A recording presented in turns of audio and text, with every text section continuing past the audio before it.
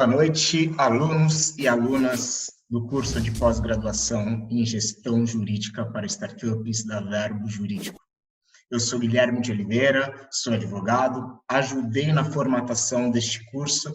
Atualmente eu estou presidente da Comissão de Startups e Inovação da UAB Santos, estou vice-coordenador do grupo de estudos em Direito e Novas Tecnologias da Associação Lautops. Também sou líder regional da Associação Brasileira de Lawtechs e Legaltechs, AB2L, e associado da Associação Brasileira de Startups, AB Startups. Informo a vocês que a Verbo Jurídico preza muito pela qualidade dos conteúdos e pela saúde de nós, professores, e por este motivo, em razão da quarentena, eu estou gravando esta aula aqui de minha residência. Em breve, ela estará disponível para todos vocês na plataforma da Verbo Jurídico. Caso tenham interesse, sintam-se à vontade para tirar fotos ou fazerem capturas de tela e postarem nas redes sociais. Lembrando, de marcar aí a Verbo Jurídico e podem me marcar também, tá? Eu estou no Instagram como Guilherme de Oliveira Startups. Algumas orientações para que a nossa aula corra da melhor maneira possível, tá bom, gente? Eu peço que mantenham os seus microfones desligados e que vocês escrevam, os seus questionamentos no chat, que tão logo seja possível eu os responderei, desde que eles estejam dentro da temática da aula de hoje. Por que isso, Guilherme? Porque aqui, provavelmente, alguns de vocês possuem alguma expertise já dentro do ecossistema de startups, porém, eu preciso nivelar o conhecimento de todos que participam do nosso curso de pós-graduação.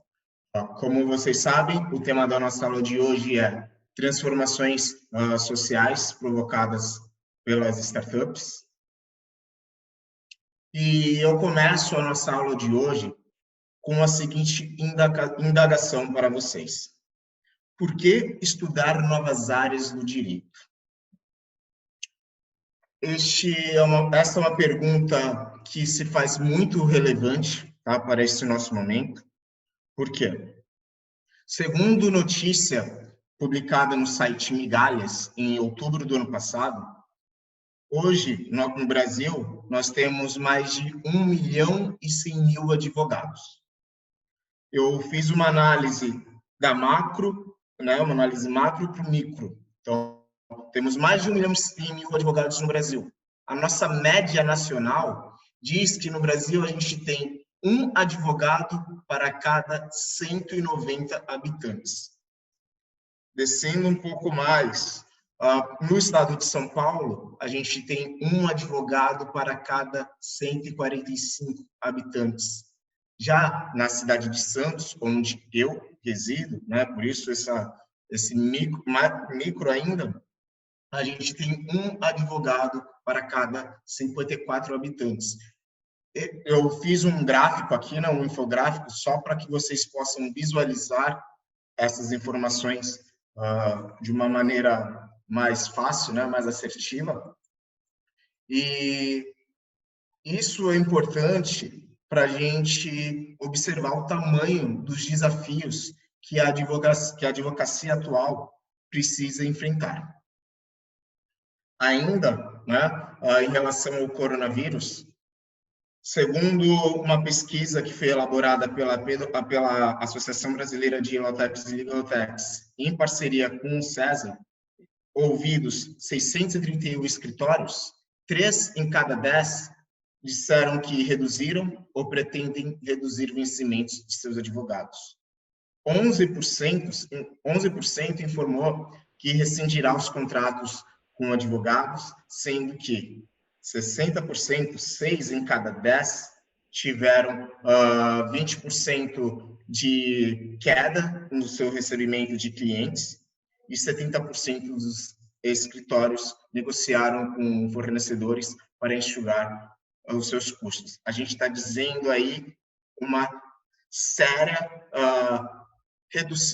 um sério impacto econômico, né, nas nossas atividades por conta do coronavírus. E como ficará a advocacia daqui por diante? Como será o nosso novo normal? Vocês já devem devem estar acompanhando as notícias, devem ter ouvido, né, que o mundo mudará bastante após o coronavírus. E eu trouxe mais alguns dados para os senhores. Tá? Segundo a B2L, nós possuímos 151 empresas cadastradas como Lawtex e Legaltex, já operando no mercado, já com produtos efetivos, e 70 Lawtex e Legaltex em estágio early stage, que é o estágio de desenvolvimento, que elas ainda estão formatando o seu produto. Isso quer dizer que nós temos, dentro dessa associação que ela é focada para o nosso meio, 221 empresas que, de certa forma, impactarão ainda mais as nossas atividades. Então, se você é um advogado tradicional, se você é um advogado que gosta de fazer mais do mesmo, cuidado, o seu trabalho pode estar ameaçado, porque, como a gente sabe, todo trabalho que é repetitivo, todo trabalho que qualquer um pode fazer, ele pode ser automatizado. E muitas dessas empresas que eu mostrei aqui para vocês, nesses números da B2L, fazem exatamente isso. Muitas delas estão focadas no trabalho que é repetitivo. Elas não são concorrentes diretas da advocacia, mas indiretamente elas possuem impacto nas nossas atividades. Então, podemos concluir que não se trata de apenas ter um diferencial, mas de uma efetiva possibilidade de se manter competitivo e oferecer bons rendimentos dentro de um mercado cada vez mais acirrado. E a nossa mensagem de boas-vindas diz que o analfabeto do século XXI não será aquele que não consegue ler e escrever, mas aquele que não consegue aprender, desaprender e reaprender. Quem disse isso foi Alvin Toffler, e peço que todos nós sejamos capazes de aprender, desaprender e reaprender o direito. Sejam todos muito bem-vindos à nossa pós-graduação em Gestão Jurídica para Startups da Verbo Jurídico. Antes de dar seguimento, eu vou informar para vocês quais são os nossos tópicos de hoje, tá? Para que possam acompanhar devidamente. Nós já temos os slides disponibilizados para vocês, mas não custa nada também informar-los. Dentro dos nossos tópicos, já vimos o tópico número 1, que é por que estudar novas áreas do direito. Nosso próximo tópico será da ARPANET aos dias atuais, a evolução da internet. Depois, analisaremos o tópico o boom das .com, passando depois para a crise financeira de 2008, falaremos sobre as transformações sociais provocadas pelas startups, que é o título da nossa aula de hoje. Conceituaremos startup, conceito doutrinário, meu conceito legal, sim. Aqui no Brasil, nós já possuímos um conceito legal de startup. Falaremos também sobre os estágios de desenvolvimento de um produto, serviço, né, utilizando as metodologias próprias. Após isso, faremos uma análise sobre o mercado brasileiro de startups, porque não basta que vocês queiram estudar o assunto, é preciso que vocês conheçam o mercado em que passarão a atuar, se já não atuam. Tá? Então, a gente precisa diversificar esse mercado. E finalizaremos a nossa aula de hoje falando sobre o MOU, que é o nosso Memorando de Entendimento. Falaremos sobre a sua natureza jurídica e quais são as cláusulas que precisam conter nele, as cláusulas mínimas desse Memorando de Entendimento. Bom, em relação ao nosso primeiro tópico, da ARPANET à internet. Por que, senhores, que nós estudamos história? Nós estudamos história para entender como que as coisas aconteciam no passado, compreender quais foram os erros e quais foram os acertos, e assim podermos adaptar a nossa realidade ao momento presente e também projetar uma perspectiva de futuro. Tá? Então, analisando a questão da ARPANET, como que ela surgiu? Temos aqui neste texto que eu trouxe para vocês, que o surgimento da internet nos anos 60, ele está muito relacionado ao contexto da Guerra Fria, aquele período de alta tensão, principalmente entre Estados Unidos e a União Soviética, que lideravam grupos, né, ideológicos opostos, comunistas contra os capitalistas. Nesse ambiente de tensão ideológica e até esportiva em todos os continentes, o Departamento de Defesa do norte-americano, com a preocupação de que toda a comunicação das Forças Armadas estava centralizada em um único computador, vulnerabilidade, estamos falando, dentro do complexo do Pentágono, eles decidiram apostar em um projeto chamado ARPANET, que vem de Agência de Projetos em Pesquisas Avançadas. Esse projeto ele começou a ser desenvolvido por meio da interligação de computadores em algumas universidades norte-americanas, como já disse, batizada de ARPANET. Posteriormente, foi crescendo essa rede, foi sendo desenvolvida, né? E na década de 80, com o desenvolvimento da fibra ótica, as possibilidades de conexão melhoraram e passou-se também a explorar, né, a internet com um viés mais comercial. E de lá para cá, né, estamos aí nos dias atuais. Então, a internet, depois disso, a gente pode citar o desenvolvimento dos protocolos, né, do HTTP, o desenvolvimento do World Wide Web, que foi, de fato, que possibilitou toda essa comunicação que nós temos hoje, e algumas outras ferramentas, até que, atualmente, a gente discute aí a internet 5G, né?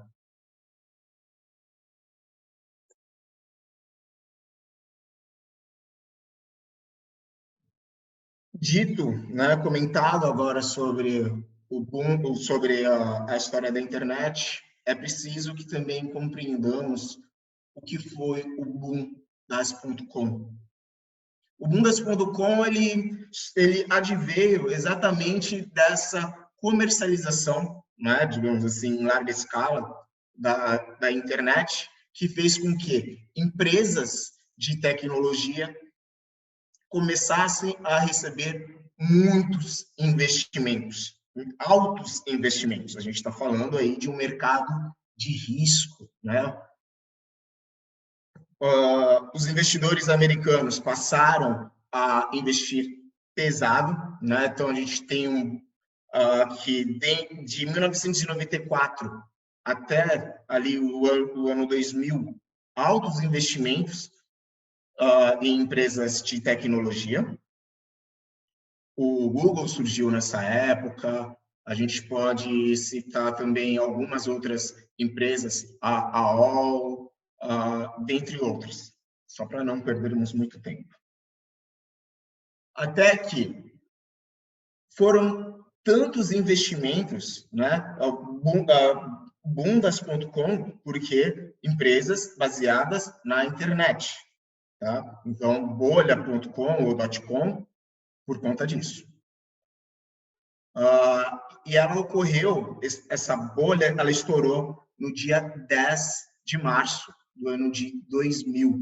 Foi quando a Nasdaq atingiu índices alarmantes e diversos investidores passaram a retirar, né, os seus investimentos dessas empresas, e um dos símbolos dessa crise foi a Netscape, que os mais antigos certamente se lembrarão.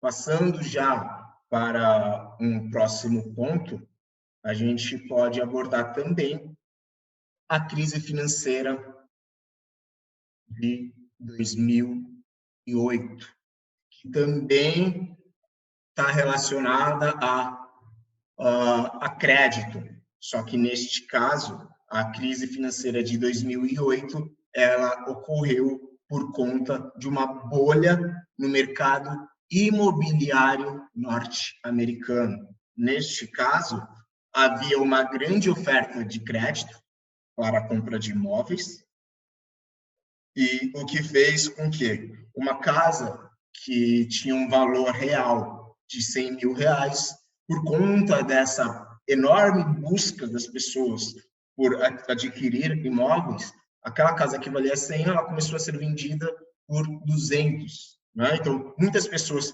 passaram a comprar imóveis por preços acima do que eles realmente valiam, sendo que, posteriormente, essa busca insana por imóveis fez com que os juros aumentassem, e quando os juros aumentaram, aquelas pessoas que adquiriram os imóveis, muitas delas não conseguiam pagar e muitas delas não conseguiram revender o imóvel comprado, uma vez que ele tinha sido adquirido com um preço muito acima do seu valor real. Né? Então, aquela casa que valia 100, você comprou por 200, depois você queria vender por 200, você não conseguia. O máximo que você conseguia, às vezes, era uma oferta de 90. Só que você tinha, né, um problema com o banco, que você tinha que pagar. E isso acabou culminando na quebra, né, no decreto de falência do Lehman Brothers, um dos principais bancos norte-americanos. E aí a gente entra nesse contexto de que pessoas desempregadas, pessoas sem casa, a dificuldade de acesso aos bens de consumo e à moradia. E daí a gente pode dizer que começou efetivamente a nossa economia do compartilhamento, né? Por quê? Nós temos um público que não vai conseguir comprar imóvel, um público que não tem dinheiro para comprar um carro, um público sem recursos financeiros, de um lado. De outro lado, os bens cada vez mais caros. E como que a gente equilibra essa situação? Como que a gente consegue fazer com que as pessoas possam adquirir novos bens, com que elas possam ter uma vida digna? Surge assim, né? A partir de então se intensifica a economia do compartilhamento, que a gente pode até, dando seguimento aqui, e já entrando no tema da nossa aula de hoje, que são as transformações sociais provocadas pelas startups, nós já podemos mencionar o principal fator de mudança, que foi a invenção do iPhone, o iPhone 1.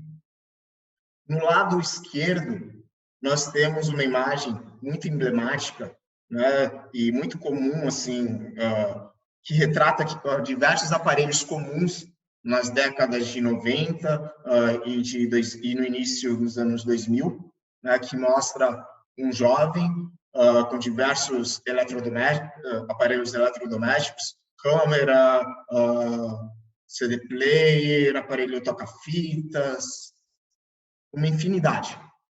E do outro lado, a gente tem o iPhone 1, que, como vocês podem ver, foi um grande avanço para a época.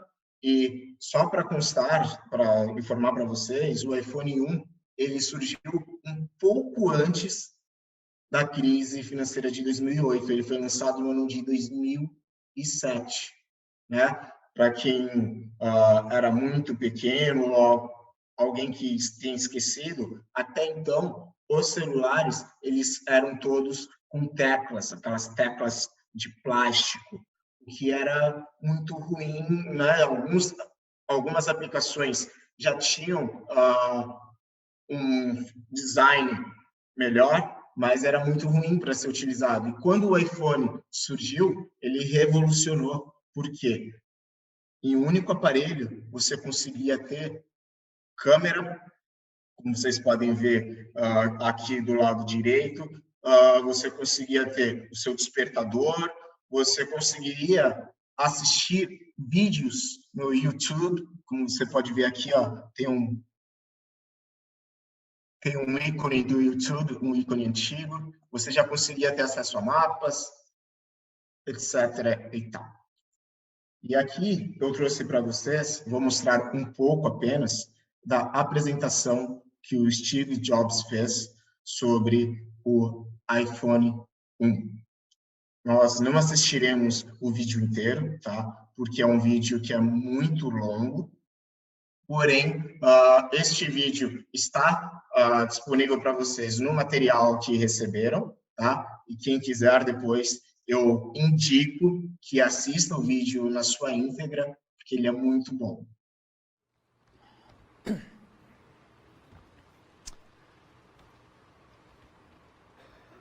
This is a day I've been looking forward to for 2.5 years.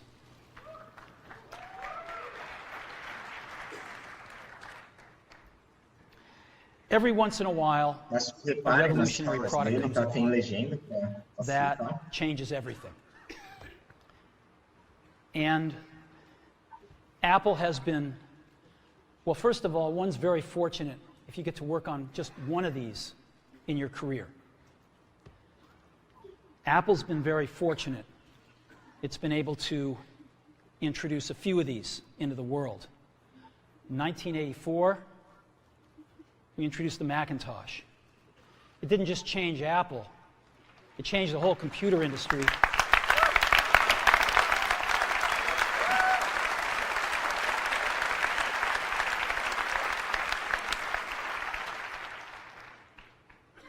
In 2001, we introduced the first iPod. And it didn't just change the way we all listen to music. It changed the entire music industry. Well, today, we're introducing 3 revolutionary products of this class. The first one is a widescreen iPod with touch controls.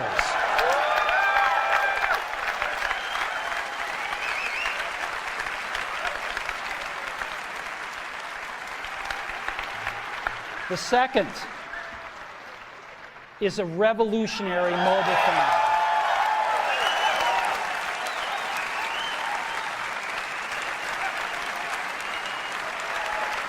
Esse vídeo é importante, gente, para a gente poder contextualizar as transformações que surgiram logo após a apresentação, né? Logo após o surgimento do iPhone.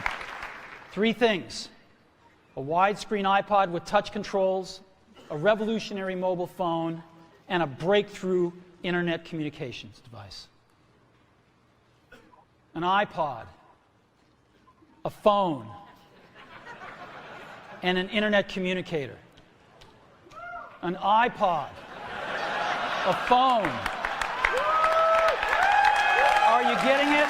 O que hoje para nós é muito comum, né? Um smartphone. Three separate devices. Imaginem naquela época. This is one device. Um celular que, além de ser celular, ele tinha a tecnologia touch iPod, e Today, ainda se conectava à internet. today, Apple is going to reinvent the phone. And here it is.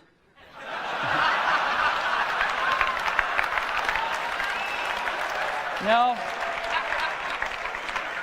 Actually, here it is, but we're going to leave it there for now. So, Eu vou adiantar um pouco, tá, gente? Só para a gente before we get poder... into it, with a revolutionary user interface, is the result of years of research and development, and of course, it's an interplay of hardware and software. Now, why do we need a revolutionary user interface? I mean, here's 4 smartphones, right? Motorola Q. Oh, a stylus, right? We're going to use a Bom, stylus. gente, vou dar seguimento aqui, Não. porque o vídeo é um pouco longo. Now, Mas eu creio que vocês tenham entendido sobre a importância que o iPhone teve para a nossa história recente, se pensarmos aí os últimos 13 anos, né, já que ele foi inventado em 2007. Além do iPhone, como vocês viram, um celular que tinha câmera digital, que era capaz de se conectar à internet. A gente tem um caso também muito emblemático, né, que é o caso da Kodak. A Kodak, ela foi uma empresa que ganhou muito dinheiro comercializando filmes, né, para as máquinas analógicas, fez muita fortuna e, na verdade, a Kodak é a empresa por trás do desenvolvimento da câmera digital, né? Foi um de seus funcionários quem inventou, só que a alta gerência executiva da empresa acabou engavetando porque acreditava que o futuro, a câmera digital não serviria para muita coisa, então acabou deixando de lado. Pessoas se interessaram e acabou que a Kodak foi à falência. Dentro desse nosso escopo da aula de hoje sobre as startups que impactaram o mundo, eu vou começar por algumas, tá? A gente tem um número muito grande de startups com relevância, mas eu vou focar em apenas algumas delas, tá? A primeira que eu vou mencionar para vocês é a Netflix.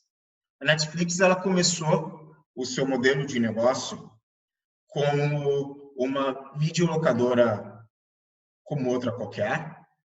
Depois, pensando na experiência do usuário, eles introduziram nos seus negócios o modelo de aluguel mensal, em que, por um valor X, você poderia assistir diversos filmes sem a necessidade de se preocupar em rebobinar, depois eles iam lá e buscavam.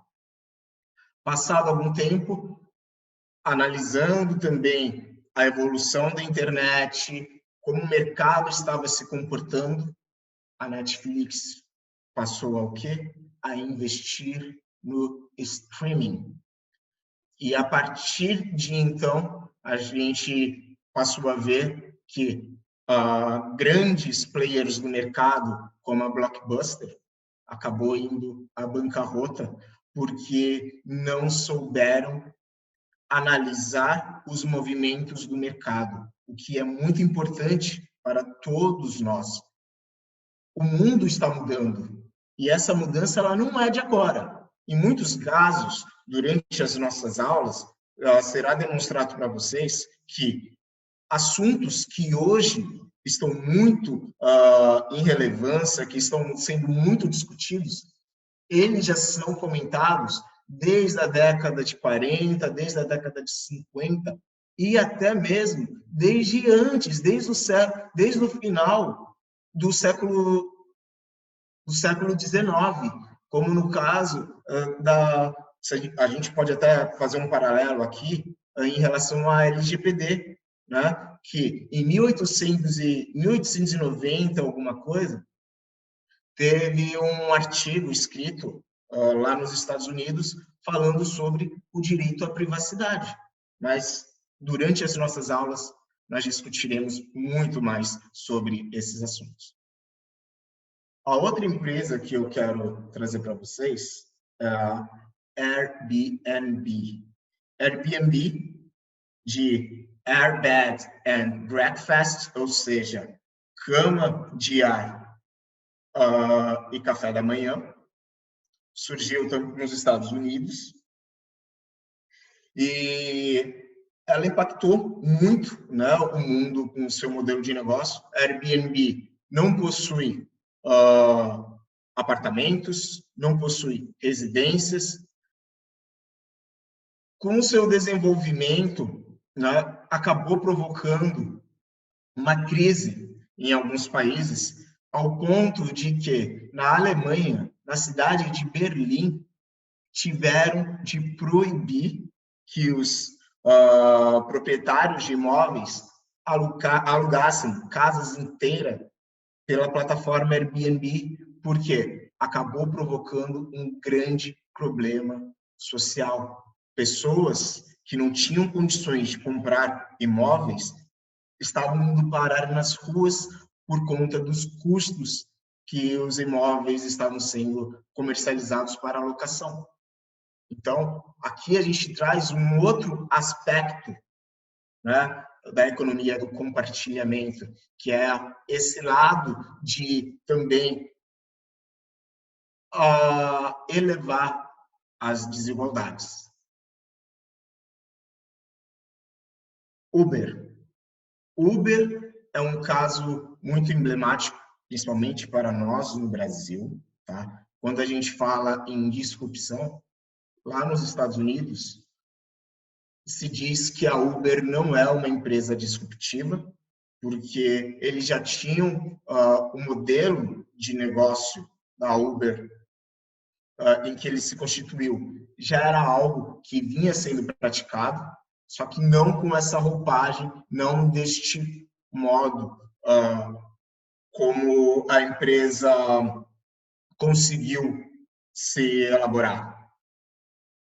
Mas a Uber, de fato, principalmente em países subdesenvolvidos como o Brasil, a Uber ela se mostrou uma empresa muito disruptiva, porque se antes a gente tinha um serviço de táxi ineficiente, que gerava muitas reclamações, em que o usuário não era o principal, com o surgimento da empresa, né, da Uber, passou-se a focar muito na vontade do usuário.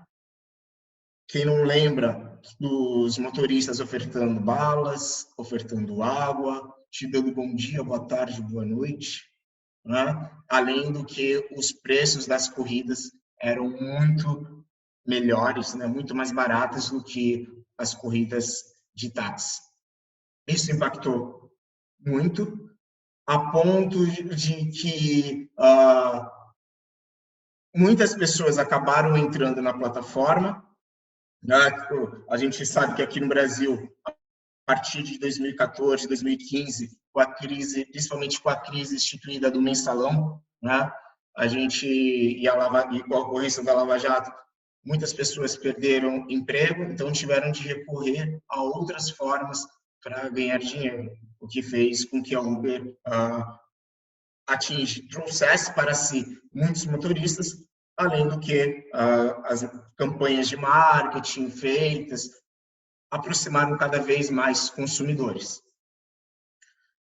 Só que uma característica que a economia do compartilhamento tem é que ela vai estimulando o que a gente chama dos subempregos, ou a economia, ela também é conhecida como a economia do bico, porque as pessoas elas não têm os seus direitos trabalhistas, porque essas empresas elas afastam o vínculo, seja porque a pessoa pode trabalhar quando quiser. Então, quando a gente, só para conceituar para vocês, a gente vai ter uma aula específica, mas para uma pessoa ser considerada empregada aqui no Brasil, há necessidade do preenchimento de 5 requisitos: ser pessoa física, pessoalidade, habitualidade, onerosidade e subordinação.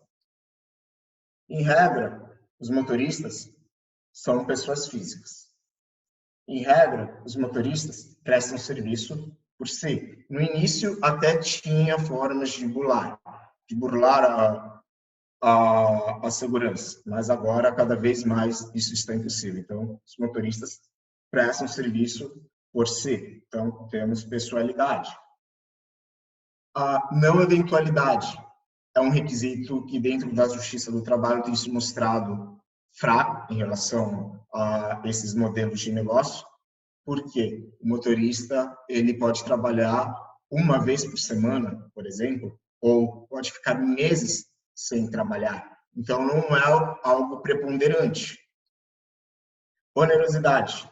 A discussão que se tem dentro do nosso poder judiciário, né, a principal é quem que remunera o motorista?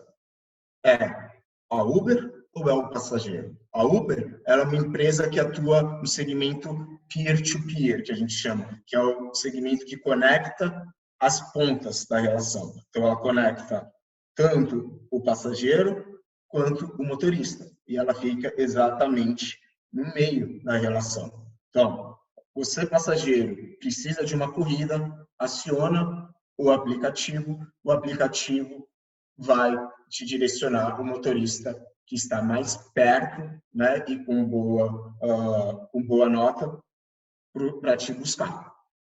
E aí, o que a Uber informa? Que, na verdade, quem faz o pagamento ao motorista é diretamente o passageiro. A Uber apenas faz essa ponte. E por conta dessa ponte, ela fica com um percentual de 25%, 30%. Isso é uma das brigas. A outra questão é a subordinação.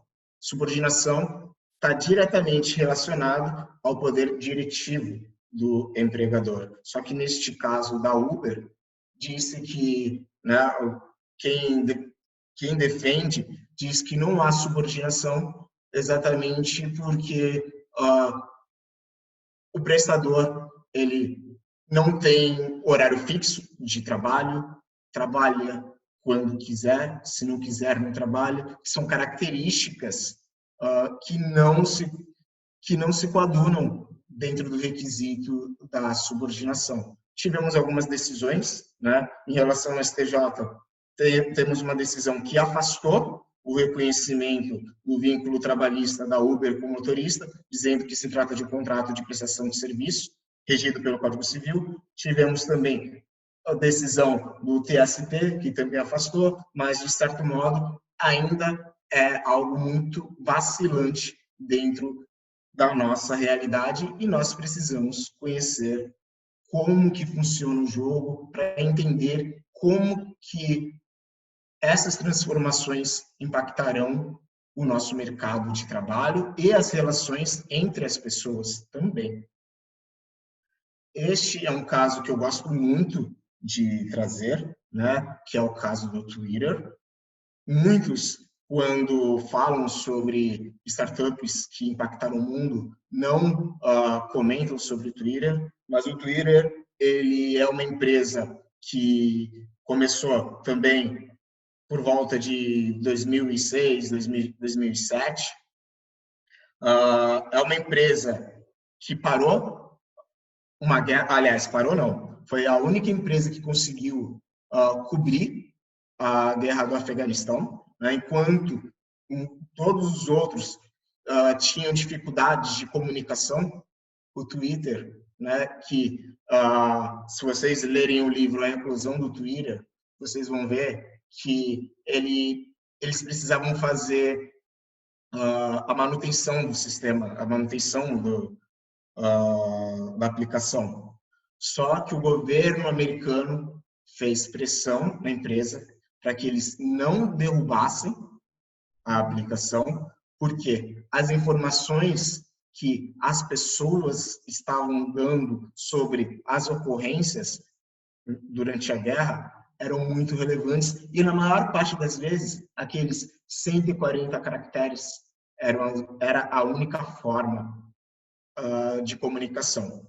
Twitter é um caso muito interessante dentro dessa concepção de startups, porque foi uma empresa que por 8 anos não teve 1 centavo de retorno, não gerou 1 centavo de receita. Durante 8 anos, o Twitter atraiu investidores sem gerar receita. Houve brigas internas, começou com Evan Williams sendo presidente, que por conta de conchavo entre investidores e um de seus cofundadores, o Jack Dorsey, acabou sendo retirado do poder. Jack Dorsey, até hoje, ele é o presidente do Twitter, e se vocês têm acompanhado as notícias, ele também está por um fio dentro da organização.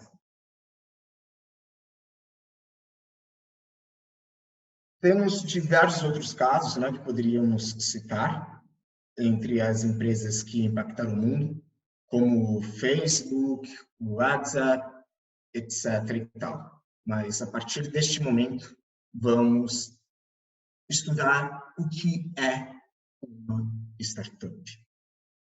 Segundo o Eric Ries, que escreveu o livro Lean Startup, a Startup Enxuta, uma startup é uma instituição humana que foi projetada para criar novos produtos e serviços sob condições de extrema incerteza. Ele coloca como figura central o ser humano. Eu gosto muito desta definição, que diz que startup é um modelo de negócio que visa o desenvolvimento de um produto ou de um serviço que seja repetível e escalável em ambiente de extrema incerteza. Eu já vou explicar tudo isso para vocês. E aí a gente tem a Lei Complementar 167 de 2019, que no âmbito do Inova Simples conceituou o que é uma startup. Esse é o nosso marco legal dentro do ecossistema.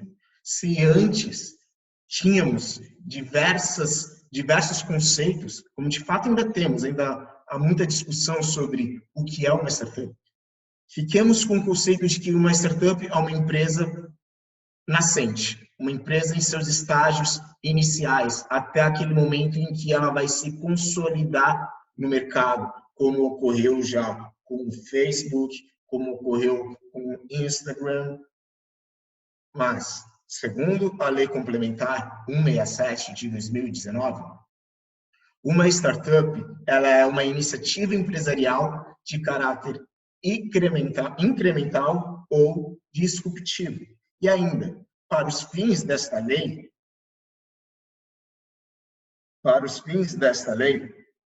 considera-se empresa de caráter inovador a que visa aperfeiçoar sistemas, métodos ou modelos de negócio, de produção de serviço ou de produtos, os quais já existentes caracterizam a natureza incremental, ou quando relacionados à criação de algo totalmente novo, caracterizam startups de natureza disruptiva.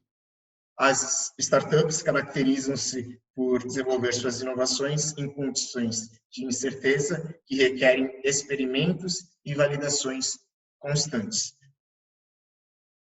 Há uma conexão entre os 3 conceitos que foram apresentados para vocês. Como vimos, segundo Eric Ries, instituição humana projetada para desenvolver produtos ou serviços em condições de extrema incerteza. Está aqui no parágrafo 2º do artigo 65A. Caracteriza-se por desenvolver suas inovações em condições de extrema incerteza. O que isso quer dizer? Vou começar do final para depois a gente falar sobre o que é caráter incremental, caráter disruptivo e falar também sobre o que é um produto ser repetível e escalável. Condições de extrema incerteza. Por vezes, quando você desenvolve o seu modelo de negócio, não há uma regulamentação específica. Então, você investir em startup já é um investimento de alto risco. Segundo as estatísticas, de cada 10 startups, 9 vão à falência e apenas uma vai sobreviver. Isso, né, muito explicado por conta das características desse modelo de negócio e até atrelado essa questão da insegurança jurídica, muito verificada em países como o nosso, né, como o Brasil e em alguns outros do mundo. Veja, se temos novamente o caso do Uber. Até hoje, o Uber é um modelo de negócio deficitário, primeiro porque ele tem um alto índice que a gente chama de churn, né? Então, de motoristas entram, assim como muitos motoristas começam a prestar serviço, muitos motoristas saem da plataforma. Então, eles têm que gastar muito recurso, né, para atrair novos motoristas para prestarem os serviços. Além disso, eles gastam muito com marketing para que atraiam também novos usuários. Também tem um número muito elevado de saída.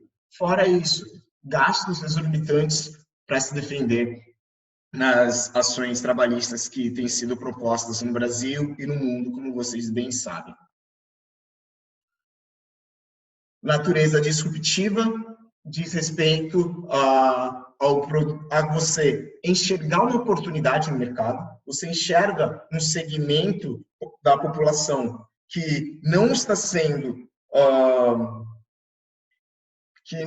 observada, que não está sendo atendida, tá? por nenhuma outra empresa, e aí você desenvolve um produto que até aquele momento seria inexistente para poder atender essa massa desatendida. Como a gente pode citar aqui no Brasil o caso do Nubank, que começou, né, focado naquele público que os grandes bancos esqueciam e atender essas pessoas de uma forma mais humanizada. Já em relação ao caráter incremental, é quando você já tem algo similar no mercado, mas você melhora aquele produto que já era existente.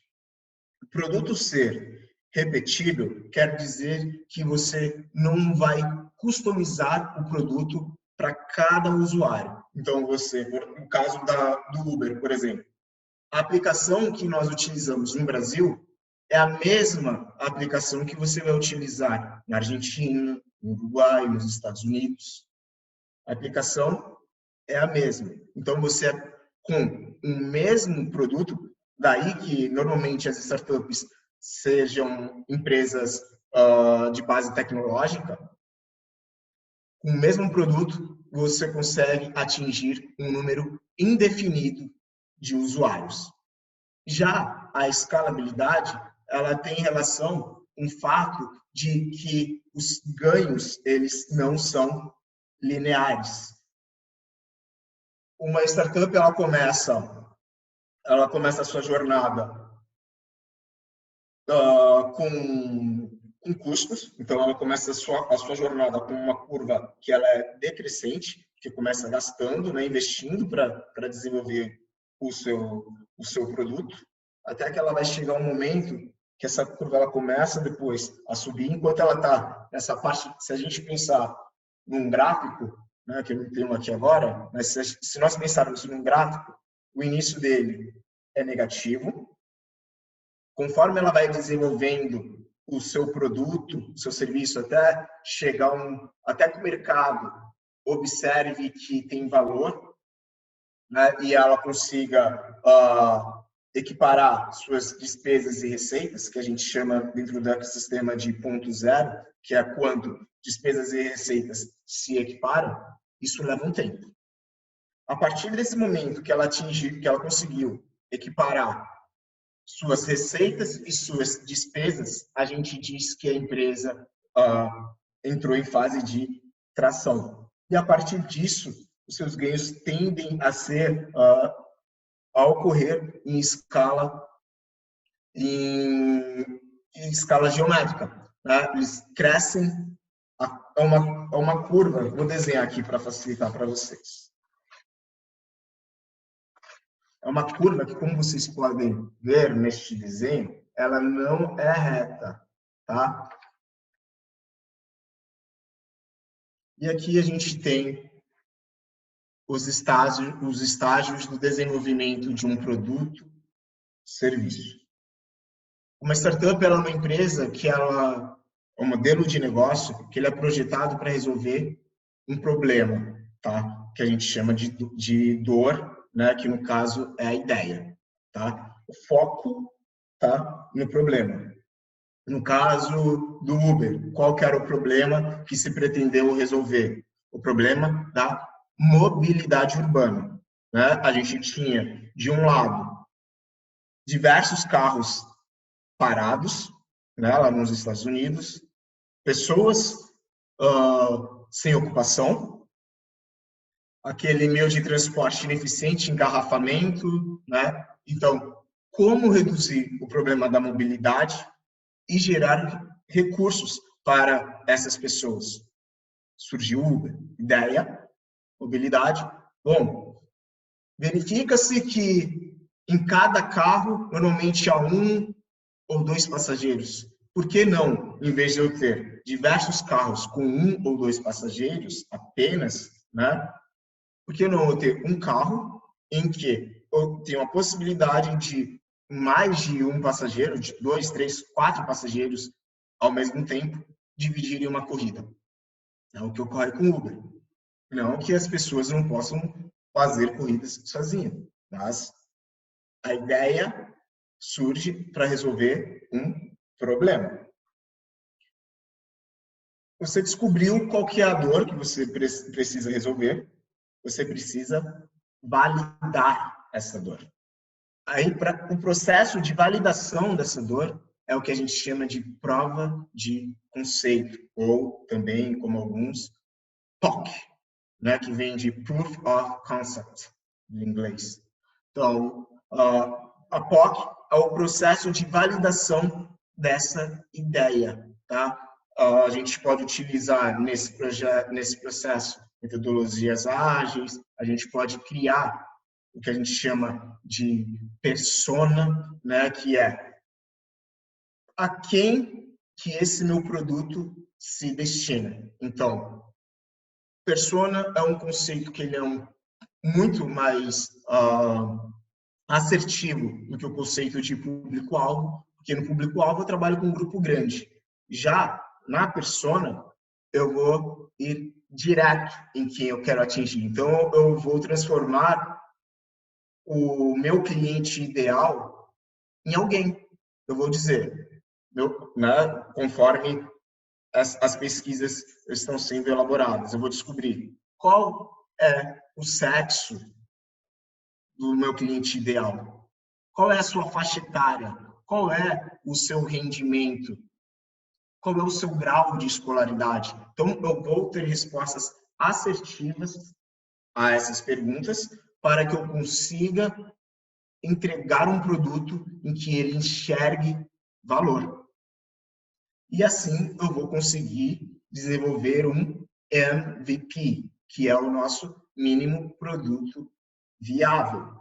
Desenvolvido esse mínimo produto viável, eu continuo fazendo testes, melhorando, até que eu chego ao que nós chamamos aqui de PMF, que é o Product Market Fit, ou seja, o produto que se encaixou no mercado. Aqui seria o nosso famoso produto final. Aquele produto que está pronto para ser comercializado, em que você encontrou o preço que é justo e que o mercado está disposto a pagar e o produto em que o mercado enxergou valor.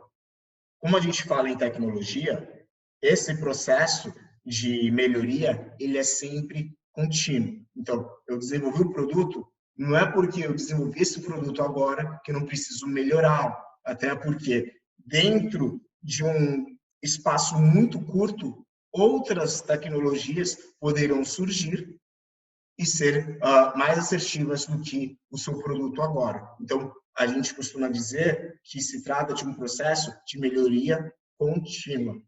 Você precisa sempre melhorar o seu produto. Então, do PMF, a gente pode voltar para a ideia, para a prova de conceito, para o MVP. É algo que é cíclico, sempre focado no usuário. Números do nosso mercado brasileiro de startups. Vocês estão entrando em algo que até então, creio eu, que a maioria desconhece, mas precisam entender o tamanho desse mercado. Segundo a Associação Brasileira de Startups, de 2015 a 2019, nós triplicamos o número desse modelo de negócio. Saímos de 4.151 para 12.727 entre 2015 e 2019. E aqui vocês podem ver quais são o número de startups por estado, os principais estados do Brasil que concentram as startups e quais são o total das startups cadastradas na associação. Seguindo, a gente tem que, em 2020, a Associação Brasileira de Startups, ela já teve um aumento em relação a 2019, ou seja, de 12 mil já passamos para quase 13.100 startups, só que, se analisarmos, principalmente esse gráfico aqui, dos top 10 estados, a maior parte das startups brasileiras estão centralizadas no eixo sul-sudeste, né? Entre Rio Grande do Sul e Minas Gerais. Tá? Sendo que o estado de São Paulo é o estado que concentra disparado o maior número de startups, o que reflete também o gráfico das cidades com mais startups. Ainda dentro dessa ideia de análise do mercado brasileiro, nós temos aqui o demonstrativo da quantidade de startups por fase, tá? Em que elas se encontram. Fase de ideação, aquela fase que você está desenvolvendo a ideia, tá? Operação, eu já desenvolvi o meu MVP, estou trabalhando ele no mercado, então já estou buscando recursos. Né? A fase de tração, eu já passei aquele momento em que as minhas despesas eram maiores que as minhas receitas, então eu já estou naquele processo de obtenção de lucro. Scale up é uma fase que antecede principalmente a abertura de capital, a abertura de ações em bolsa. Então, você já teve ali a sua startup ela já está numa fase, já está melhor, já está consolidada dentro do mercado. E aqui são as startups fora de operação, aquelas startups que pararam de trabalhar. Aqui, nesse outro gráfico, é demonstrado a quantidade de anos dessas startups, né? Ou seja, a sua idade. Agora a gente vai falar sobre algo que eu gosto muito, que é o memorando de entendimentos. Memorando de entendimentos, embora algumas pessoas não saibam, ele é algo que é previsto na nossa legislação, tá? Então ele tem uma natureza jurídica de pré-contrato, e ele está previsto no nosso Código Civil a partir do artigo 462 e seguintes. O memorando de entendimentos, ele é um tipo de contrato preliminar. E diz lá o artigo 462 do Código Civil que o contrato preliminar, exceto quanto à forma, deve conter todos os requisitos essenciais ao contrato a ser celebrado. O que isso quer dizer, meus senhores e minhas senhoras? Que o contrato preliminar, ele tem um objetivo, que é possibilitar que as partes celebrem o contrato definitivo em algum momento. Para isso, há uma jornada. E o contrato e o memorando de entendimentos, ele é tido também como um dos principais documentos da vida de uma startup, né? Porque ele é muito importante que no momento em que os idealizadores da empresa eles decidem se juntar para desenvolver algo, é muito importante que você estabeleça algumas regras, porque, como a gente sabe, quando a gente fala em sociedade, assim como quando a gente fala de casamento, nem tudo são flores e problemas existirão, e a gente consegue antever muitos dos problemas se criarmos um memorando de entendimentos e pensarmos em cláusulas que são essenciais. Dentro do memorando de entendimento, o que eu, Guilherme de Oliveira, julgo que é essencial. Ainda que a lei diga que ele não segue a forma do contrato, mas identificar as partes. Quem está contratando? Quem serão os sócios do empreendimento? Você precisa descrever cada um deles. Qual é o escopo? O que vocês, enquanto empreendedores, pretendem desenvolver? Eu pretendo desenvolver uma empresa de mobilidade urbana que será chamada, eventualmente, chamada Grow. Eu pretendo desenvolver uma empresa de patinetes. Você precisa dizer qual que é o seu escopo. Investimento inicial. Nem sempre o negócio vai ter investimento inicial. Às vezes, você tem ideia, você tem um trabalho, mas você não tem um recurso.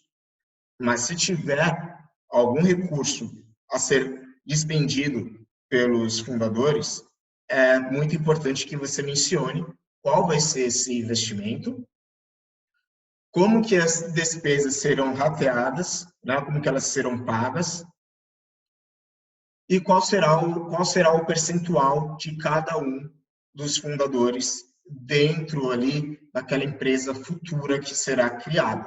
Evento determinante. O que é o evento determinante, senhores? Evento determinante é aquele evento que, quando ocorre, as partes terão de assinar o contrato definitivo e o acordo de acionistas. Acordo de acionistas, acordo de cotistas, como vocês queiram chamar. Tá? E a gente vai estudar tudo isso nas nossas próximas aulas.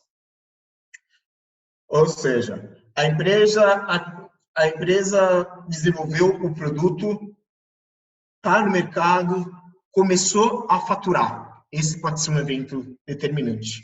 Eu fiz uma venda. Transforma aquele negócio que até então tem validade apenas entre os fundadores em uma empresa. Então, você vai fazer o seu contrato social, vai registrar no órgão competente, seja a junta comercial, seja um órgão de classe, para que a sua empresa possa ser formalmente constituída. Direito de arrependimento, senhores, que eu coloco aqui, é que, em que casos o fundador ele pode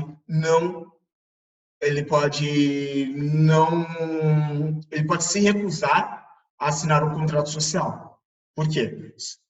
O objetivo do memorando de entendimento é que depois as partes celebrem um contrato social. Só que a nossa Constituição diz que ninguém é obrigado a permanecer associado. Contudo, neste caso aqui, a gente precisa prever em que hipóteses o fundador poderá se recusar a assinar o contrato social. Foro para a resolução dos conflitos. Como foi dito, brigas vão surgir, desentendimentos vão surgir entre as partes. E quando esses desentendimentos surgirem, suponhamos que uma das partes mora no Brasil, outra das partes mora na China. Como que a gente resolve esse imbróglio? Né? Como que a gente resolve essa discussão? Então, a gente precisa ter uma cláusula prevendo quais são os conflitos, alguns conflitos mínimos, né? Não dá para a gente prever quais serão todos, e, existindo determinados conflitos, onde esses conflitos serão resolvidos. Outras cláusulas que a gente não pode esquecer de colocar no memorando de entendimento, tá? Vesting. Por vezes, uma das partes aporta capital, né, para o desenvolvimento da startup, porém, outra parte que tem um papel fundamental, ela não entra com dinheiro. Ela não entra diretamente com dinheiro. E a nossa legislação, ela proíbe, né, o que a gente chama de capital indústria. Então, o contrato social efetivo, nestes termos, é proibido dentro da nossa legislação nacional, conforme a gente vai estudar na nossa aula específica. Mas, o que as pessoas costumam fazer nestes casos, tá? Eu entro com dinheiro, você tem um papel importante no desenvolvimento, então você entra com trabalho.